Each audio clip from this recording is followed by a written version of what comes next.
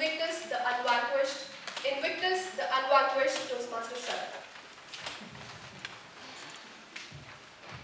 Something very unusual happened on December 15th, 2013. The entire world stood still.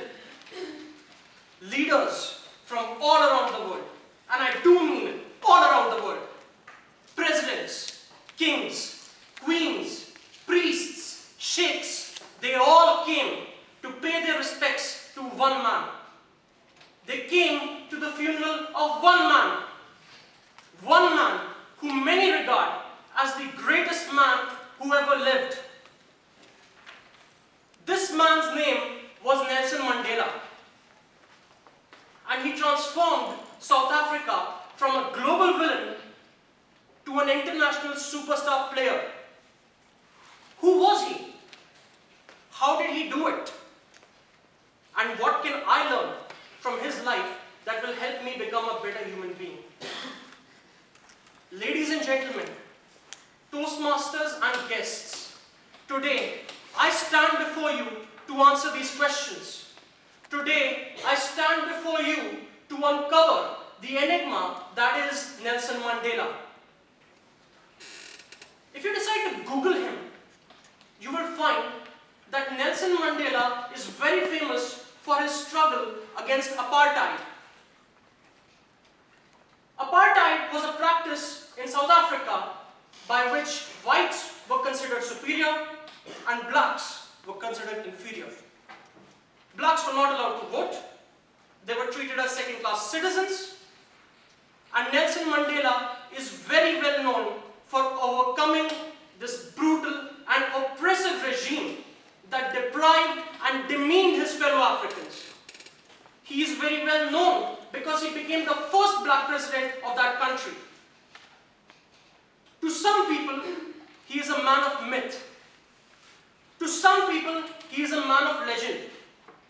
And to some people, he is a man of miracles. Some consider him a messiah, some consider him as a prophet, but the down-to-earth reality is that at the end of the day, he was just a common man, just like you or me. He was not born into this world with some sort of gift that was denied to the rest of us. He was a human being who had every human failing that the rest of us have. But the reason that this common man became so great is because he had uncommon determination. He was a man who refused to be silenced. He was a man who refused to tolerate injustice. He was a man who stood up for what was right.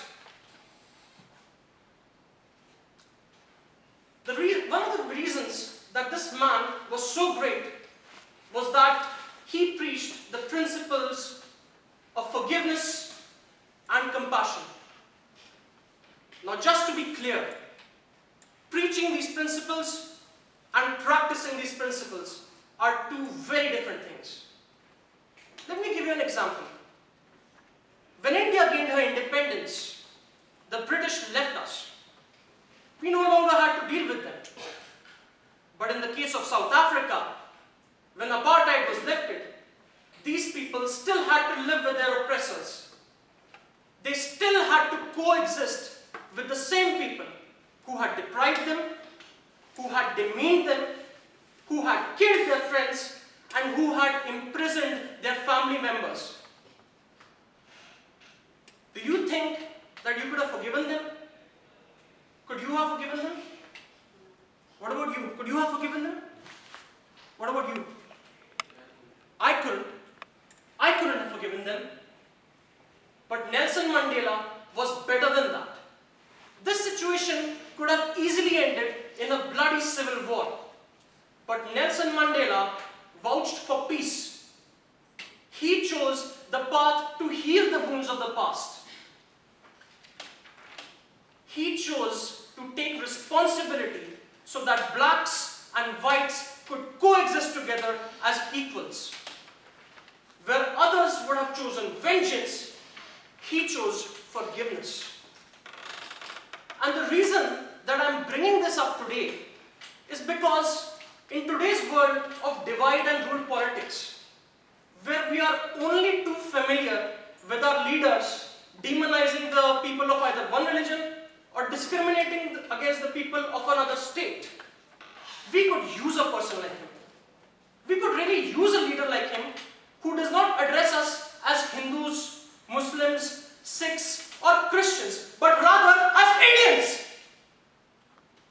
But unfortunately for us, people like him are in short supply. They are in short supply. The leaders of today have much that they can learn from him. They can learn from his perseverance. He spent 3 decades of his life in prison. And after that, he went on to become the president of that country. Through sheer tenacity and willpower, he was able to rise from the very depths of irrelevance to the highest peaks of power.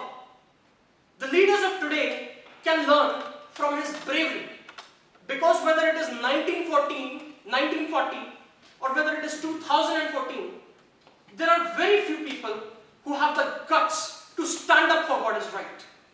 There are very few people who have the gall to look in the eyes of their oppressor and say, yes, I dare to stand up against you.